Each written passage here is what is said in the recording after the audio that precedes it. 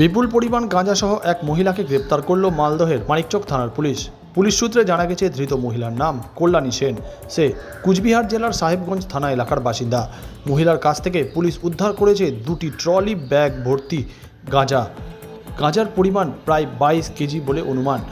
মালদহের মানিকচক রাজ্য সড়কের চণ্ডীপুর এলাকায় নাকা চেকিং চালানোর সময় এই মহিলাকে গ্রেপ্তার করে পুলিশের। প্রাথমিকভাবে অনুমান ঝাড়খণ্ড থেকে এই গাঁজাগুলি পাচারের উদ্দেশ্যে নিয়ে যাওয়া হচ্ছিল। মহিলাকে আরও জিজ্ঞাসাবাদের জন্য ইতিমধ্যে মালদহ জেলা আদালতে পেশ করা হয়েছে।